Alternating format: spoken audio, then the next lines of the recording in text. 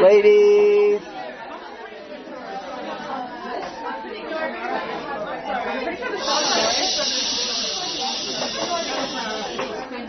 It was very important to us that the alumni feel at home, so therefore we're starting late, so that it shouldn't be, yeah. First of all, I'd like to say there's a lot of new faces here, but actually there's a lot of old faces here. But there are a lot of new shaitels here. The faces are the same, but the context changes a little bit.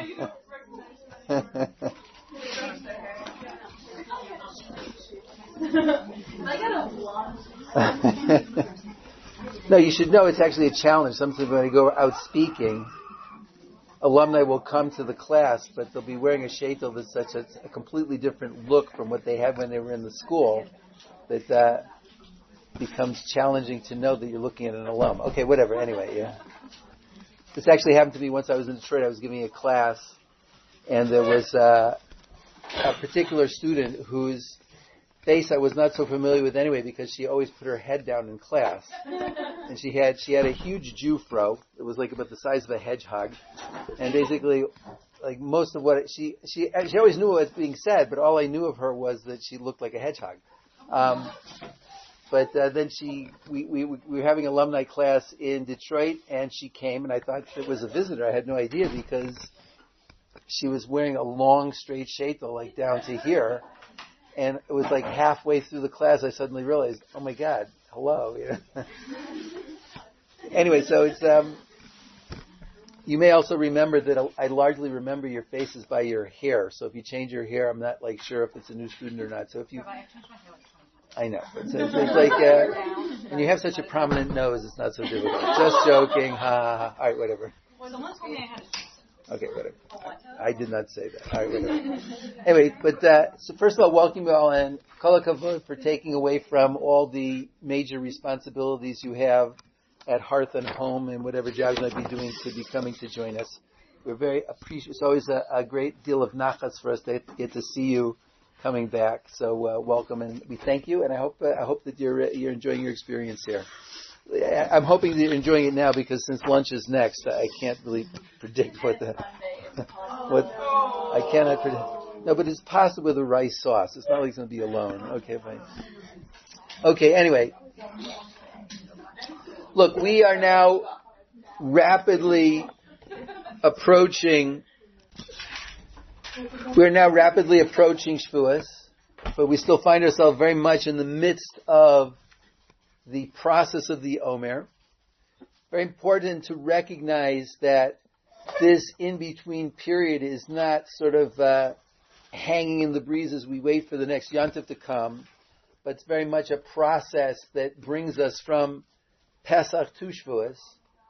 Chazal make clear on many different levels that Pesach does not stand as a Chag unto itself. Obviously, something is completed on Pesach, but there's also much which is left incomplete, and we always want to be reviewing Shavuos also as a Chag when something in and of itself happens, but whatever it is that's happening there is now bringing a completion to something that began when we left Mitzrayim at Pesach time. One of the ways is made clear in terms of the eyes of the Chachamim is the fact that they refer to Shavuos almost exclusively as Atzeres. The word Atzeret sort of means an ingathering. You may remember from Shmini Atzeret. It's like you have the 7 days of Sukkot, then you come to Shmini Atzeret, the ingathering. It's a time when we sort of internalize all the lessons that were really coming from Sukkot.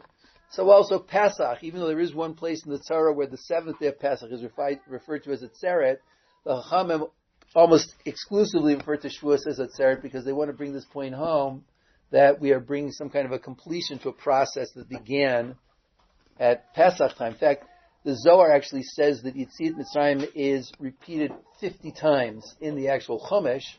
And basically what they're saying, what the Zohar is saying there is that each one of these days leading up to Shavuos, to Kabbalas Torah, is another level or extension of Yetziat Mitzrayim. It's not a complete, we haven't completed that process to actually get to Shavuos. So we're going to understand how Pesach is incomplete I think he's laughing. Whatever. Anyway. Simon, come on. Right, whatever. Anyway, yeah.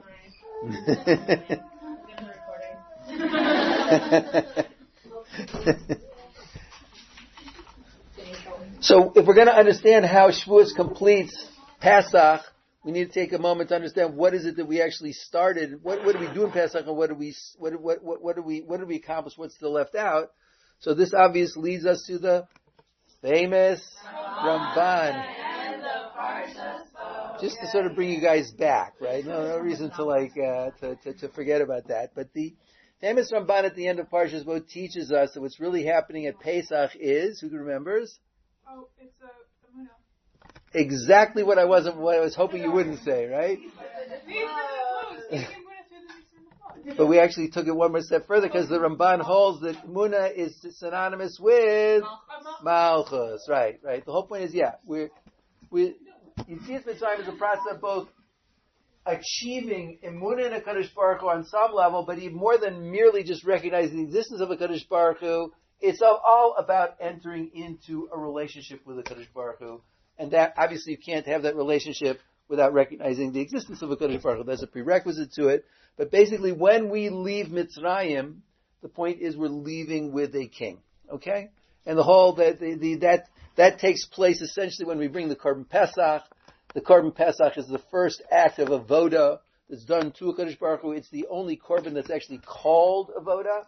What does avoda mean? It means service. And the whole point is, but who does the service? The servant, right? Servants do the service. So really, by bringing that Korban Pesach, we've really inaugurated ourselves into this defining relationship with the Kadosh Baruch Hu, where He's the king and we're His subjects, right? The truth is, it's not just that positive side of creating that relationship, but also if the whole point is getting out of Egypt, we have how exactly is it that you escape Paro as being your king? Well, the point is, there's two ideas that you really have to have in mind, and this will become important later on. I don't know if I quoted it your year, but I like to bring in a modern day Jewish prophet, or someone who's called it modern day Jewish prophet, at my niece's Reform synagogue, Robert Zimmerman, right? Bob Dylan to some of you, whatever, right? It may be the devil or it may be the Lord, but you got to serve somebody. Everybody's serving something. That's the point. Everyone is serving something, right? Everyone is working towards something. There's something that's defining what their goals are, what they're working towards. But ein shnei malachim l'ketzer echad. You can't have two kings for one crown.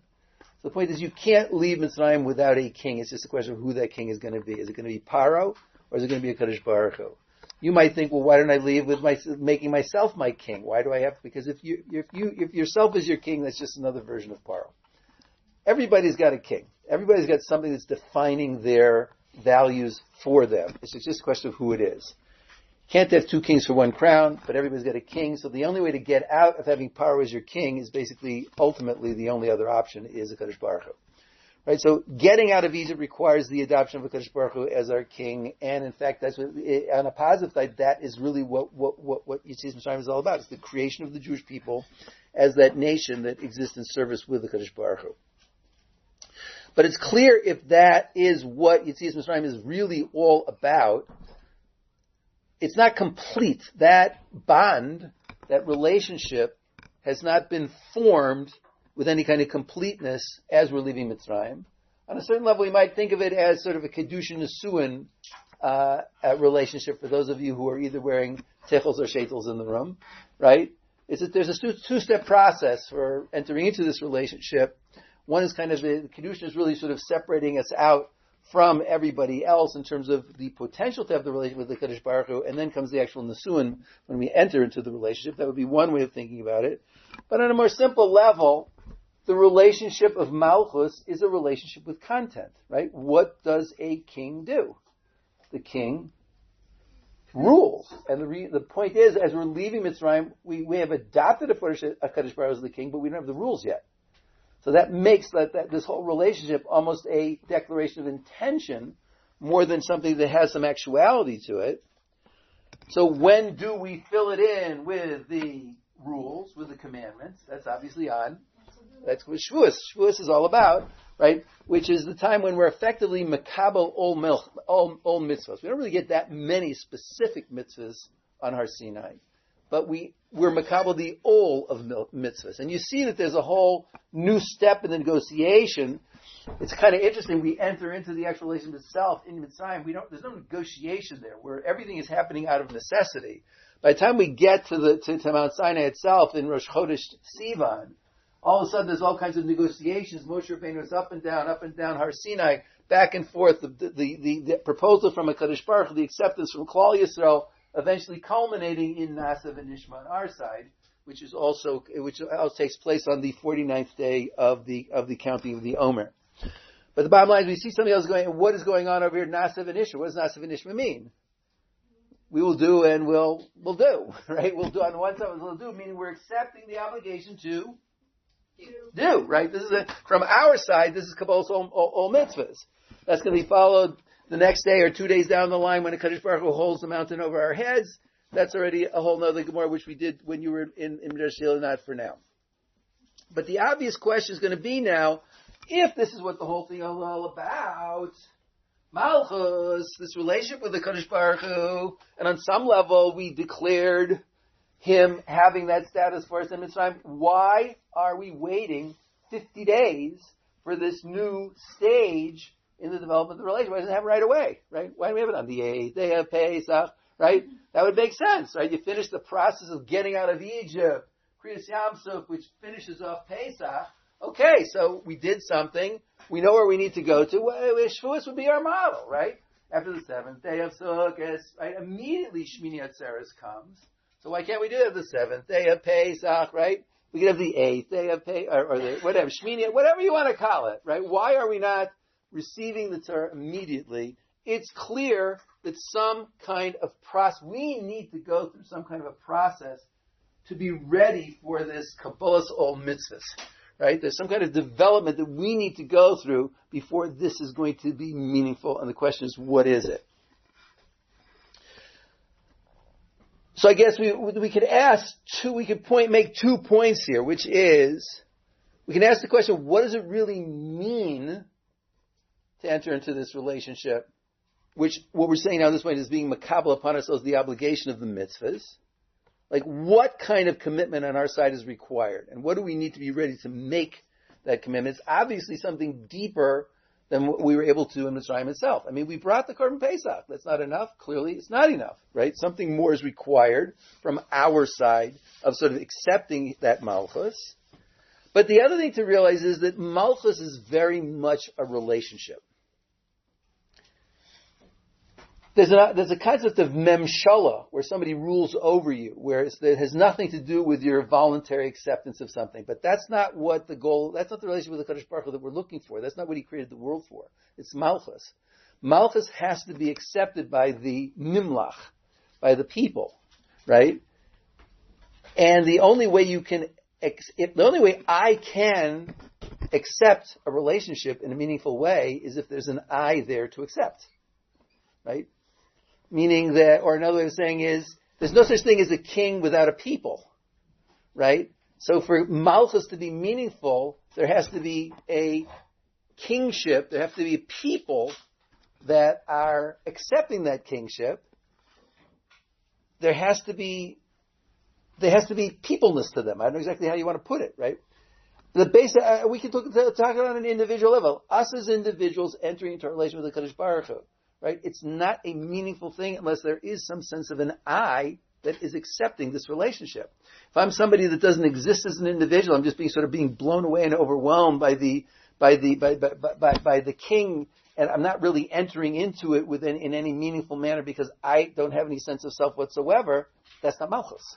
That's not a mature kind of Malchus. And on a certain level, what we would understand is the process of leaving Mitzrayim and getting to Kabbalah Torah is developing that thing, what we might call developing a self from which I can say I do, and it could be meaningful, right? Like when I was under the chuppah, Miss Kagan popped the question. I said I do right away. I didn't have time to think about it or anything. I don't know how. Was it? All right, whatever. That went over well. But okay. And these two ideas are very much the idea of what kind of a commitment needs to be made for the relationship, and what does it mean to have a self where that acceptance is a meaningful acceptance. They're actually profoundly related, because what really makes a self is that you have your own individual desires. What do I want? Right? There has to be an I that knows what I want. So when I say what I want is this relationship and this commitment, that it becomes meaningful. And the point is, it's a very interesting thing here. A slave, we are emerging from slavery. A slave does not really have a self. And the reason why a slave doesn't have a self is because a slave doesn't really have his own desires. Right? Who or what dictates for the slave what he is doing or what he wants to be doing at any one point or another? It's basically his master, right? It's the master's will that's moving through the slave. The slave doesn't really have a will of his own, and this is quite extreme. This is not just sort of a little hashkafic insight. It has profound halachic implications.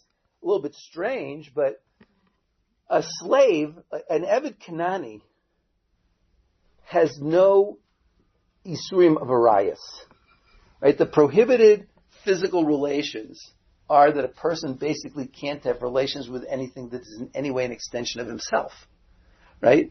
And an Eved Kanani has no such prohibitions. Right? Agency is a different thing, because that has to do not with the connection to him, but sort of the status of the woman. But it sounds gross, but it highlights this point that if an Eved Kanani has a child, there's no issue of relations there. Or an Eved Kanani, or either going either direction, because the Eved Kanani has no self such that anyone could be recognized as being on some level an extension of that self. It sounds strange. I'm just trying to give you an idea of how extreme on a halachic level, what it means to be a slave on that level. A complete slave is you do not have a self because what you want is not what you want. Right? The wants are defined by you from something outside of yourself, which is a complete dissolution of what it is to be a self.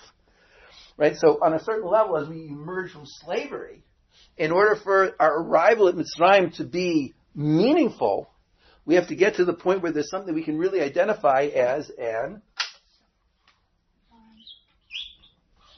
Right? This word is very important to us. There has to be an ani there. There has to be somebody there. This is a deep thing. It's something that we don't spend a lot of time thinking about in our world. In fact, we don't spend a lot of time occupying this thing. But every one of us is an ani, right? That ani exists in these. Well, okay. Well, let's just. I'm going to put it out there for now. Maybe we can understand this a little better as we're going along. Okay. So now, exactly. So what exactly we know what we're trying to get to. We know when we're going to mark the point where we're able to enter into that relationship. That's when we come to the point where we say Nasa v'Nishma. Right? That is the end of this process. The 49th day of the Omer, where we come to the point where we can say from our side Nasa v'Nishma, and we're ready to enter into this relationship. What is this Nasa v'Nishma thing here, and what does it really represent? Now, the first thing is the Gemara is incredibly effusive about how amazing it was that the Jewish people said Nasa v'Nishma. And the question was, what was the big deal there? What really happened? Right? We'd already said Nasa, right? If I have to ask you in one word, what's the big deal? What do we commit to when we said Nasa v'Nishma? We basically, usually the way you think about it is, okay, we'll do what you tell us to do, right? That's pretty straightforward. But the reality is, in the whole negotiating process between the Jewish people and Kadosh Baruch Hu at Har Sinai in the days leading up to Kabbalah Torah, we had said Nasa already twice. We'll do it. No pages of the Gemara, no praise, nothing. So it's clear that whatever is this big deal of Nasa v'Nishma is the fact that in addition to saying Nasa, we added the word Nishma. Now Nasa, okay, yeah. So is the Nishma part saying that we found the Ani? It's not enough. It's clearly not enough because we got to get to the Nasa and Nishma part before we're going to get it closer to this. That's what's clear. Now, we got to Nasa before the end of the process, and we're not at the end of the process till we said Nasa v'Nishma. So clearly, this is going to be tied up with Nasa v'Nishma. The question is, what is the big deal of Nasa v'Nishma? Okay, so now Nasa we already said I'm going to do. So what do we add when we said the word Nishma? What does that add? right? So on a pshat level, what does it mean? I'll do the nishma and I'll listen, right? Meaning what? Meaning I'm going to do what you already told me to. I've agreed to that already. But nishma is whatever you're going to say down the line, I'll also do, right? Which makes it like a super nasa. There's a nasa and a super nasa. Like this is obedience and super obedience, yeah? That's what it sounds like. That's what it sounds like. But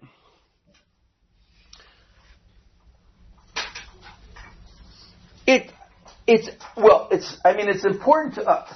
That's what it sounds like. Okay, fine. But it's clear from the Gemara that there's more going on in this because one of the praises given for the Jewish people for having said this was that we were blessed with 2 crowns for saying Nasa v'Nishma. What's a crown?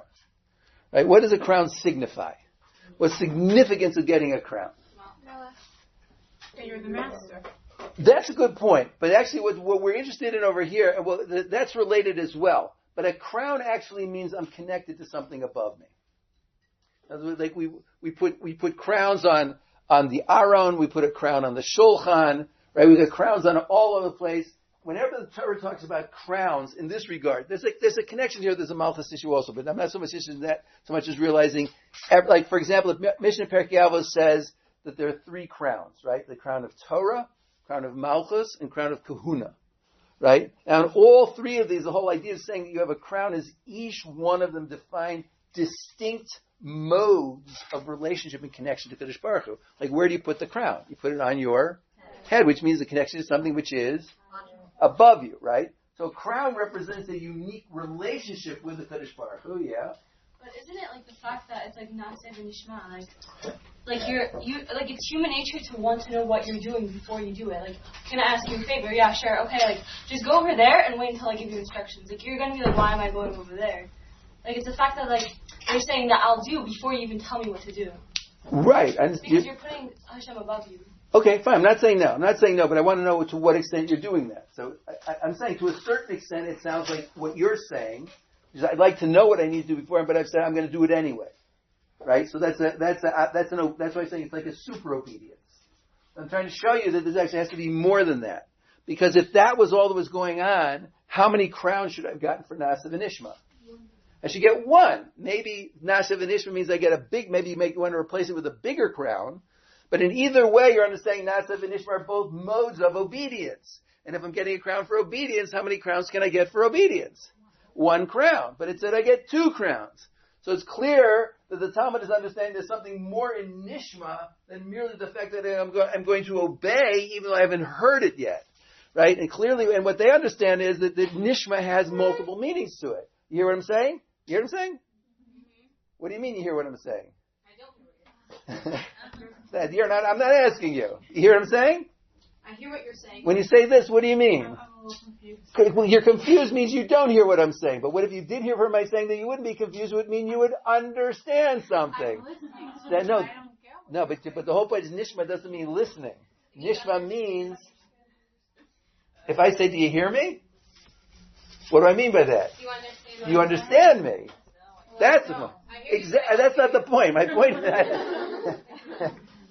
sorry, I've been living with this Kagan for 40 years. I still don't understand it. Whatever. It's not a problem. No, but the point is, Nasa v'Nishma doesn't mean I will do and I will hear. It can also mean I will do and I will understand. Right? And the whole point of what's going on there and that is I'm committing myself not only to do, but I'm also committing myself to understand what I'm doing and why I'm doing it. Okay? It's a different level of commitment. Yeah. So are you saying it's similar to like, my father always said this, that when I ask you to do something, you say, like if I ask you to jump, you say, how high is it? Something like that.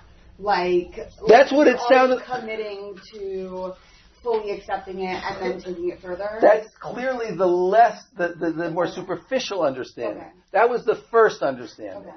But the second understanding, taking another, you say jump, and as I'm jumping, I'm trying to understand why I'm jumping and what difference does it make and what's happening because of this, but that's not determining whether or not I'm jumping. Right? Okay. Now we have to ask the question, right? Because the whole point is, whenever Chazal talk about Nasa Nishma, they always use the language, Hikdimu Nasa L'Nishma. They first said Naaseh before Nishma because they want to make clear that whatever's happening from the understanding is not the thing which is catalyzing the action. And why is that so important? Because if I need to understand it first, then why am I doing what I'm doing? Because I understand it's an extension of my understanding. If I do it, if I agree and accept that I'm going to do it even before I understand, then my action is an extension of the intention of the one who commanded it, and whatever his intentions were are the content of the action, whether I'm conscious of it or not. Right? So that aspect is very important just because it deepens infinitely the significance of the action. I am making myself a conduit for the will of a Kadosh Baruch Hu. Regardless of whether I understand or not, I'm going to do it. The action is I am a satellite hand of a Kadosh Baruch Hu. That's what I'm making myself. But in addition to that, I'm going to add on to that a commitment to strive to understand what I'm doing and why I'm doing it. And then the question is, why is that important? Yeah. Maybe to rush back, we just had a class with Rabbi Manning. And we were the whole time discussing, like, how many mitzvot and, like, if that's important, if that's important for morality and stuff like that. So I feel like, we didn't come, in Rabbi Manning's class, we never come to a conclusion, but, like, that it was more like a Kabbalistic thing, like, it doesn't 100% matter when you think you don't know what's happening. Yeah, well, right now we're in Rabbi Kagan's class, okay? I know, but... So the question is, we got a question right here, right? We're talking about Rabbi Kagan's class, right? Don't confuse me. Pretty soon you're going to tell me Mrs. Kagan said that. I'm going to be totally confused, right? Right? No, but the whole point, what is added? We committed to try to understand what's added by that. What difference does it make? We already said we're going to do it regardless. In fact, we're saying we're going to do it. When we say regardless of whether we understand or what we understand, we're effectively saying that this understanding part is irrelevant. It's completely distinct from my doing the action. In case, what is the significance of adding the fact that I'm committed to understand? You had a question? Okay, yeah.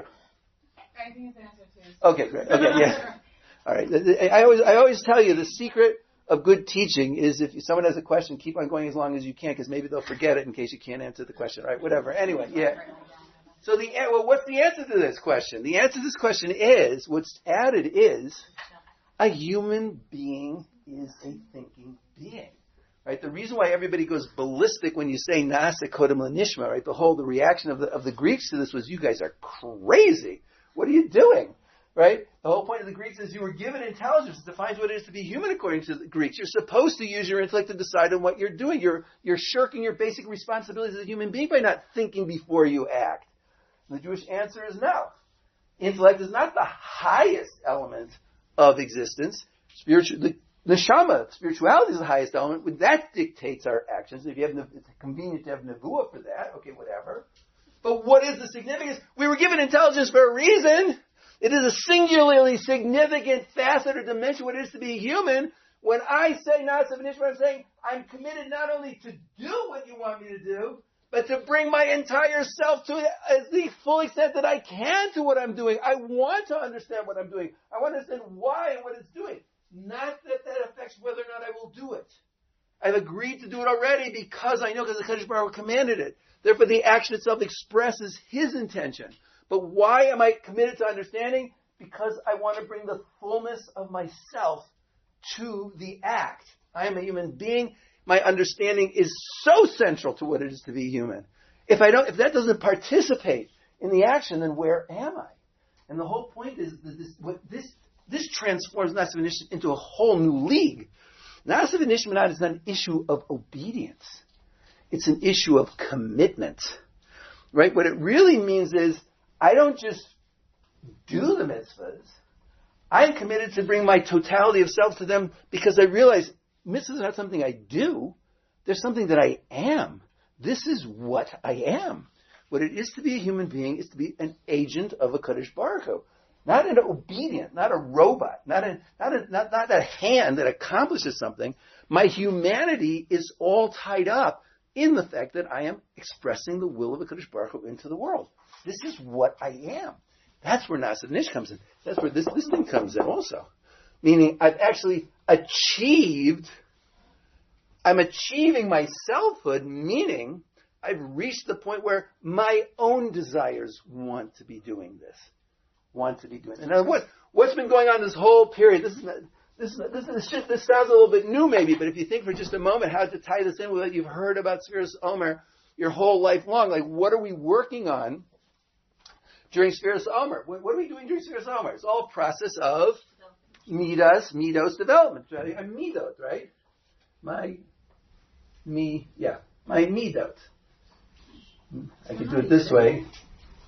Whatever. Okay, whatever. You get dyslexic almost immediately. That's not mitzvot, that's a duh, okay? Midot. Alright, my midos development. What's the whole idea of midos development? That we've been talking about that you're supposed to, the whole period of time is really supposed to be all about. What is a midah? That's what the word means. Right? That's one of the things that it means. It also means a character trait. But why would a character trait be a measurement? Because the whole point is midot are the human capacities that usher the boundless neshama into the realm of measurement, into this world. Midot are the consequence of connecting a neshama to a goof. Where do midot come from, right? That desire, it's like, is a midah, the chesed, is chesed a physical thing? The desire to give, is that a physical thing? Well, is it an abstract spiritual thing?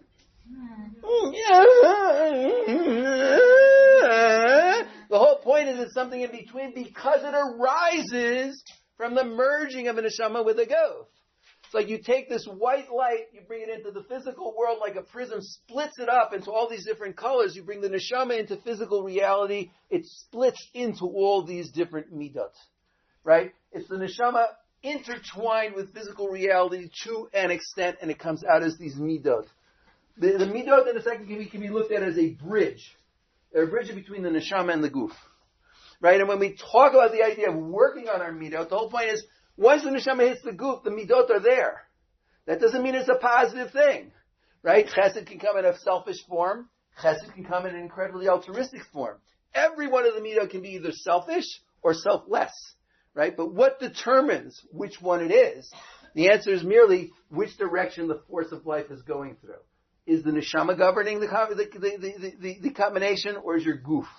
In other words, my goof can manipulate my neshama to put a pilot in the seat to move me around so I can achieve all my selfish desires. I can co-opt the neshama, no problem. In that case, everything's going in this direction. Or the neshama can use the goof as a medium of actualizing itself into the physical world, in which case everything is being governed by the neshama. When we talk about midot development, we're supposed to be going, it's a time to go through each one of these individual midot, but developing them in such a way that you got these two dimensions. You can't get away from that. The whole question is which one is in charge, right? Which one is governing the interaction, right?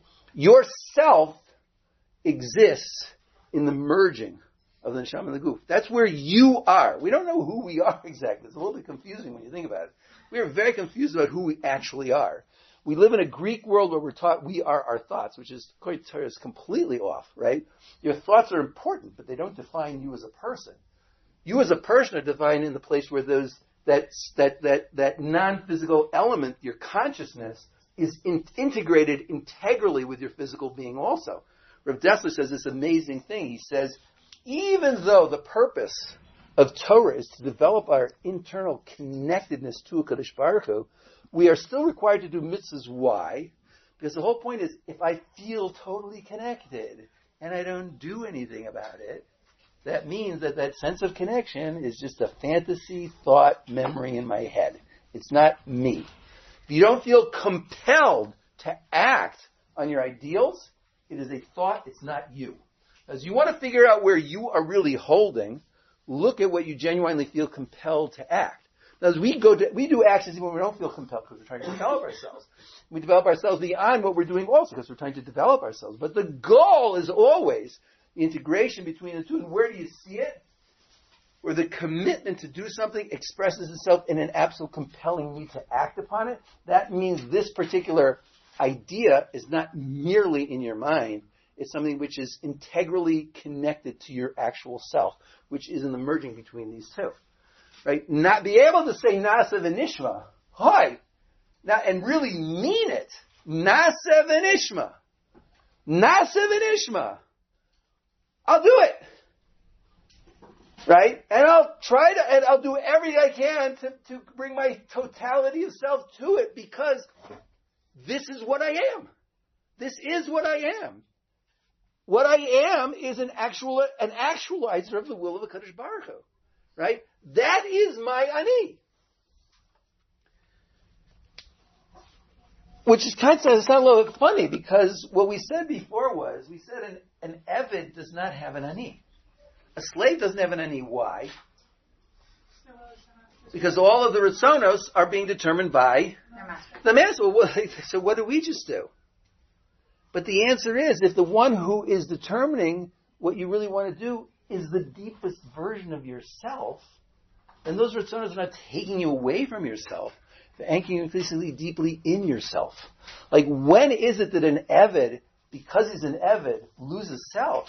It's because the master has nothing to do with who he is. There's no connection between that absolutely internal ani and who the master is. But when your master is a Kadosh Baruch Hu, the whole point is, where did you come from? Where did your ani come from in the first place? Well, actually, it wasn't like that, right? Vayibach, Va'abab, Nishmas Chaim. If anything, we were sneezing, whatever. But the point is, right, the depth of your neshama ultimately emanates from the Kadosh Baruch Hu himself. It's coming from this place way beyond anything we have any akara. Then it comes to the chaya, the chida, down to the neshama, whatever you want. It's all this chain of being till it emerges into a point of personal awareness. My awareness of my ani, right? But where's the source of that? The closer I come to Kadosh Baruch Hu, the deeper I'm going into my ani, right? What did Hillel say when he went to Simchas Beis Shoeva? What? Pass the cholent. Alright, besides that. Now, what did he say? He's famous for having said, If I'm here, everyone's here. Im ani kan, hakol kan. What do you mean by that? Listen to this amazing thing. The word ani. Listen, ladies, this is incredibly important. The word ani is one of the names of HaKadosh Baruch Hu. What does it mean that it's a name of HaKadosh Baruch Hu? What it means is, ani is one of the modes of engaging HaKadosh Baruch Hu. If I can come in touch with my ani, and I can go deep enough, right, I'm aware of the fact that it really emanates from HaKadosh Baruch Hu even more than it. In other words, he is more me than I am. That's the point over here. When you go into that private place that you can share with no one, which is the awareness of your own personal being, the most private awareness, the most private moment you have with yourself, right? That is an echo of a Kadosh Baruch Hu. It's just a question of how deep you go, whether you get to the point where you become aware of the fact that it's emanating from a Kadosh Baruch Hu, or you're aware of it as being something which is private to yourself. Our job is to constantly be pushing that ani deeper and deeper. So when we experience our very self, right, we're experiencing that connection to a Kadosh Baruch Hu, which has implications for the fact that when it comes to the first time a Kadosh Baruch Hu speaks to us, what did he say? Anochi. Anochi, Hashem, Elokecha, right? To a certain extent, that moment on Har Sinai, when Kadosh Baruch Hu says, Anochi Hashem Elokecha, that moment of supreme awareness of emunah, of the existence of the Kadosh Baruch Hu, is also a supreme moment of awareness of who I am and what my where my individuality is really constituted. This name Ani is called in the Kabbalists, they refer to this as the Midah of Malchus. When Ani, the name Ani of HaKadosh Baruch Hu is the Midah of Malchus, and why does that make perfect sense? Because Ein Melech below Am. There's no king without a people. In that name Ani, where I'm aware of myself as an individual, specifically that individual self whose Ratzonos are completely tied up with a commitment to being a conduit for HaKadosh Baruch Hu, I am both an individual self and at that moment completely committed to my connection to Kadosh Baruch Hu, that emunah and that malchus of Kadosh Baruch Hu, and that's what happens in that moment of Anochi. That's what Anochi is really all about. It's the moment of, this is the moment that's the wedding moment. That is the wedding moment right there. That is the Kiddush, that is the Nisuin right there. At that moment, I exist as an individual. My individuality is utterly and completely tied up in awareness of my connection to Kadosh Baruch Hu, my commitment to the service of a Kadosh Baruch Hu. In that moment, a Kadosh Baruch Hu, the Melech is there, and that brings into existence the Am in its true form.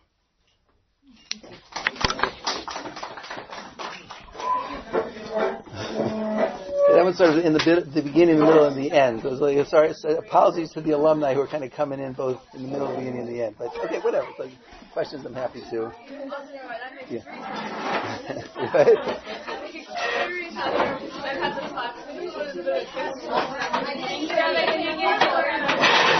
What?